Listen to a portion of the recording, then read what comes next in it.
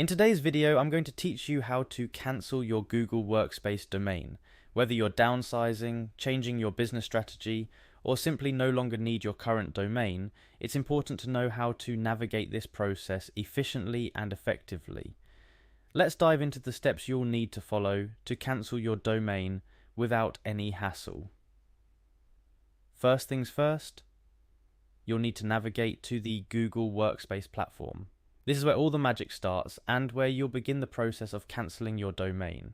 Google Workspace is a powerful tool for businesses, offering a suite of productivity apps.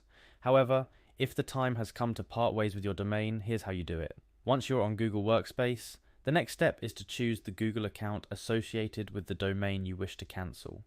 This might seem obvious, but ensuring you're logged into the correct account is crucial. Mixing up accounts could lead to confusion or, worse, accidental changes to the wrong domain. After selecting the correct Google account, you'll be prompted to enter your password.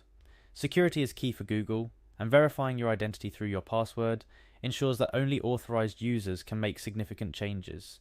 Like cancelling a domain, following your password entry, you'll need to click Next. This action confirms your credentials and takes you deeper into the account settings where the real work begins. Now let's navigate to the Accounts section. Google Workspace organizes its vast array of settings and options into manageable sections, and the Accounts area is where you'll find settings related to billing, subscriptions, and importantly, domains. Look for a section labeled Accounts and proceed to click on it. Once in the Accounts area, your next move is to click on Domains. This section is specifically dedicated to managing the various domains associated with your Google Workspace account. It's here that you'll see a list of domains under your control and where you can initiate changes to them. Find and click on Manage Domains. This option gives you a more granular control over the settings and configurations of your individual domains. Each domain you own or manage will have its own set of options, allowing for tailored management based on your needs. To proceed with the cancellation, locate and click on Deactivate. This action signals Google Workspace that you intend to remove the domain from active use. Take a moment to ensure you're deactivating the correct domain. This step is significant and typically cannot be undone with a simple click. Finally, you will see an option that says Deactivate Test Domain Alias. Click on this to finalize the cancellation of your domain. This step signifies the end of your domain's active status within Google Workspace.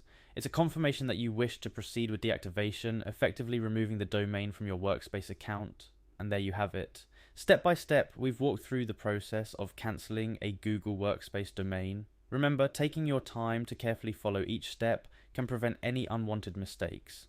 It's also a good practice to review your account afterwards, ensuring everything is in order and that your domain has been successfully cancelled.